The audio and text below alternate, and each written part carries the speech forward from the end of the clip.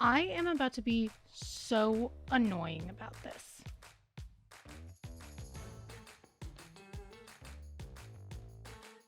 As a lot of you guys may know, The Accountant is one of my favorite autism movies of all time. Not even just one of my favorite autism movies, but it's also just one of my favorite movies. I've said it in so many TikToks, first video essay I ever made on this channel. It's also my most popular reaction video. He murdered the ABA faces. I feel like many autistics would like to mimic that sentiment. Back when dinosaurs roamed the earth and I did reaction videos. The Accountant is honestly, in my very biased opinion, one of the best representations of autism I've seen from mainstream media. And since the trailer just dropped this week, I thought I would go back to my ancient dinosaur old content of reaction and react to the trailer and give you what I think the film is going to be about. Surprise, surprise, it's still about autism. What's the difference between dressy casual and business casual? Both mean leave your cargo shorts and flip-flops at home. We don't own cargo shorts. We don't own flip-flops. No, but seriously, what is the difference between dressing casual and looking casual? No one has ever been able to explain that to me, which is why I just look fabulous all the time. Not the TISM food rituals. I'm 30 and I still have the same food rituals that I've had since I was a kid. No!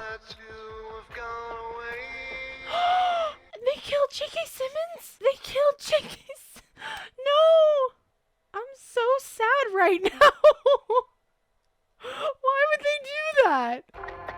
What do you want? Hello, it's me, your brother. You can't tell from the tone of my voice that I know it's you. Can you be in Los Angeles, California in 24 hours? Goodbye. Braxton? All those things. This is literally me when I have conversations with my partner. He'll say something that is supposed to be like so obvious, and I'm just like, what? Huh? We go over the plan again? Plan? You get these ideas in your... John Bernthal is still one of the hottest men I've ever met. And the last time I reacted to The Accountant and thirsted over him, I met John Bernthal 2 days later. When I tell you, I nearly died.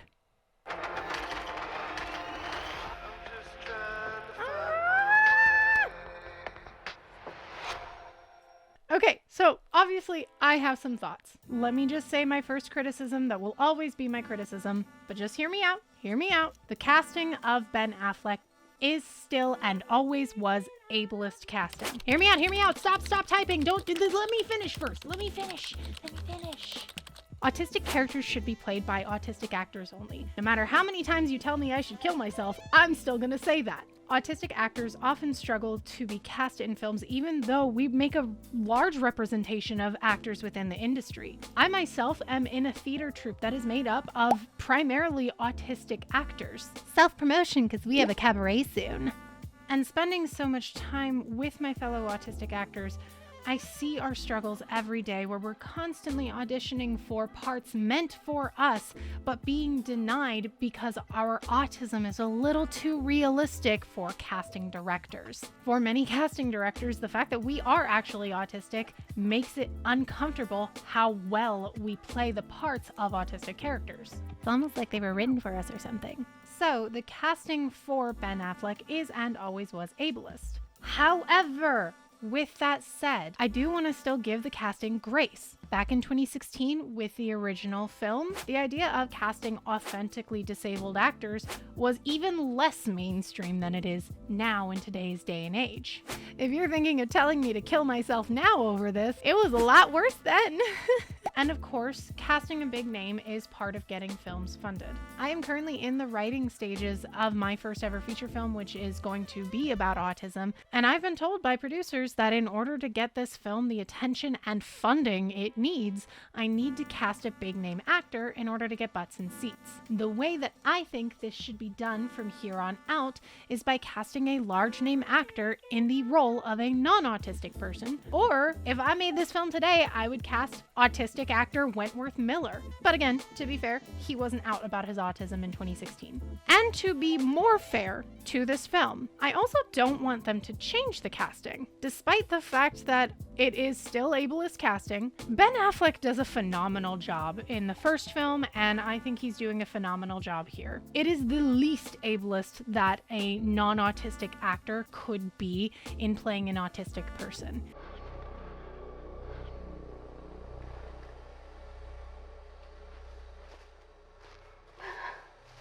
Even though I don't know Ben Affleck's neurodivergent status, it does feel authentic as an autistic person, while at the same time it not being a stereotypical Sheldon Cooper performance. Something's wrong. I relate very heavily to Christian, and also I don't like change, so keep it for the sequel. That would be weird. That's what would be weird. Good job. Now, with all of that said, let's talk about what this film is going to be about. As many of you know, I'm an MFA student to learn how to write for film, which means I'm spending way too much money on my master's degree. And when it comes to what films are about, a lot of the times there is what it is about via the plot and what it is about via the theme. The theme often has to do with want versus need. The first film was about Christian Wool finding out who is stealing money from this robotics organization, Living Robotics. What's the plan? Find the person who wants to kill her. And? Shoot them in the head. The theme of the film was connection. What Christian wants in that film is to figure out who is laundering money in order to save Dana, Anna Kendrick's character. But what he needs is to figure out how to connect with other people. You're different.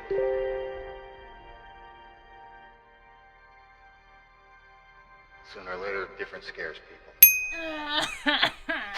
The sequel, I think, is going to be thematically similar. I think our understanding of autism and relationship dynamics have evolved in the almost 10 years since the original, and so I do think that family connection is going to be a heavy theme of the film. However, with that line of John Bernthal saying, Do you not miss me because of me, or is it your condition? and Christian's response being, I'm just me. I think that this film is going to be more about self-acceptance and learning how to love through that, because that was the one thing that he could not achieve in the original film.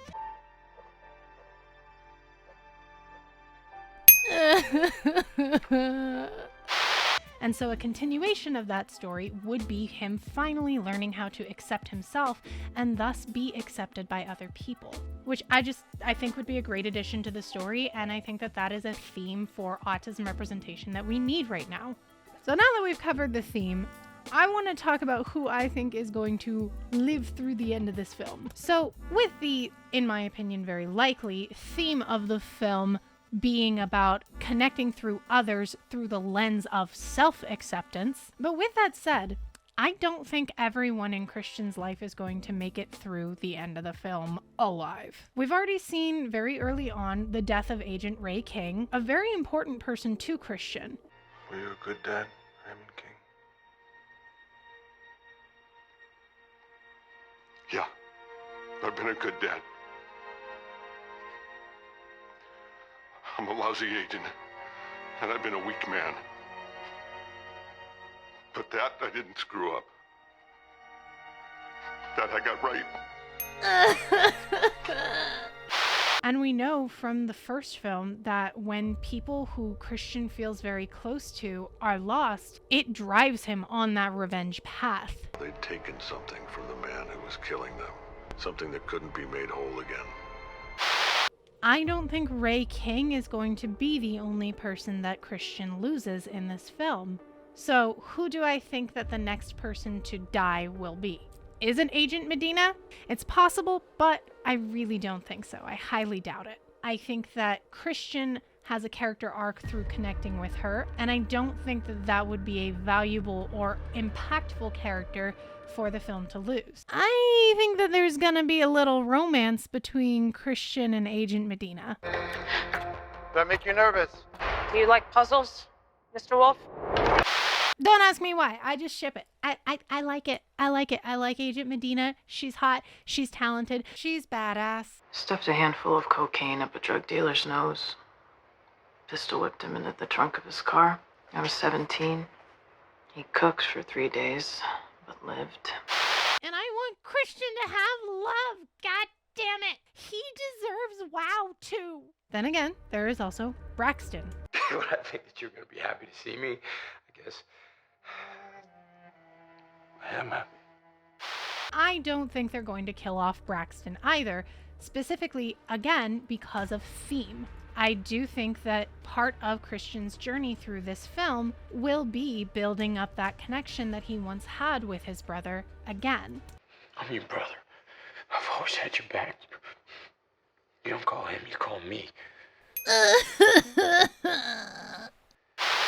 I don't think that he will be lost in this film. And if he is, because, I could be wrong, I don't think the death of Braxton would happen until roughly around the final third. Do you even know what that's like? Yes, I do.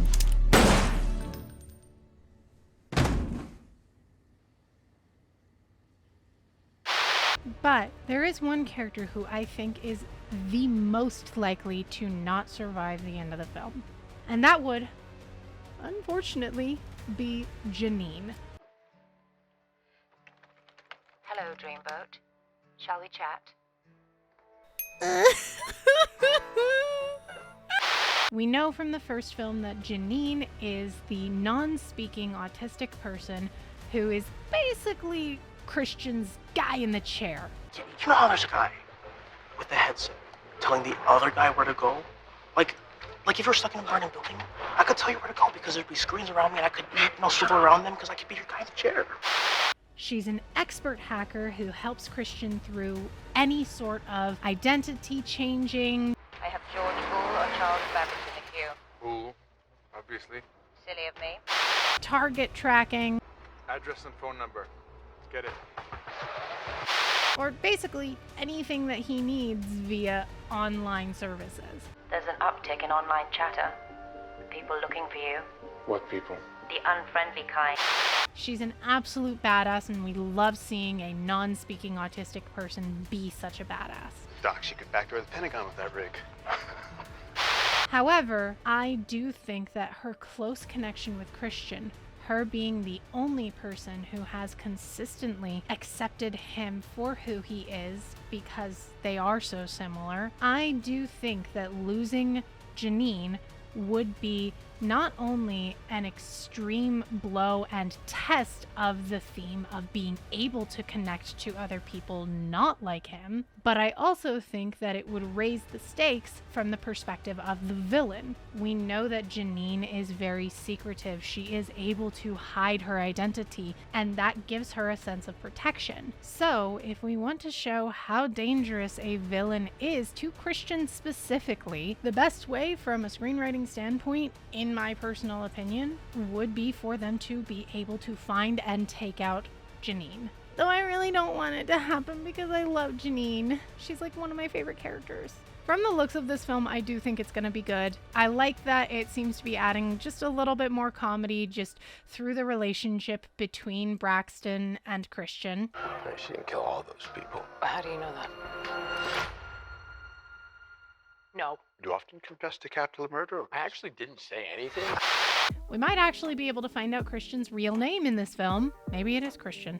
That'd be interesting. And honestly, I'm just so excited to see it. Hey, Warner Brothers and Amazon, I shot my shot in your DMs, but I'm gonna say it here. If you want an actually autistic fangirly to be at these events and on the red carpet, please, I'm begging. You didn't listen when I wanted to be in the movie, but please listen to me now. Let me in! Let me in! I'm telling you, I'm cool. I'm autistic. I love films. I love this film. I'm cool. Please, please, please. Either way, you can bet I will be in the seats at the premiere to watch this film, to enjoy it, to celebrate Autism Awareness Month, which is why it's coming out in April. And as soon as I can, I'm gonna make content and I'm gonna tell you exactly how right I was. Because, like I said, I'm about to be so annoying about this.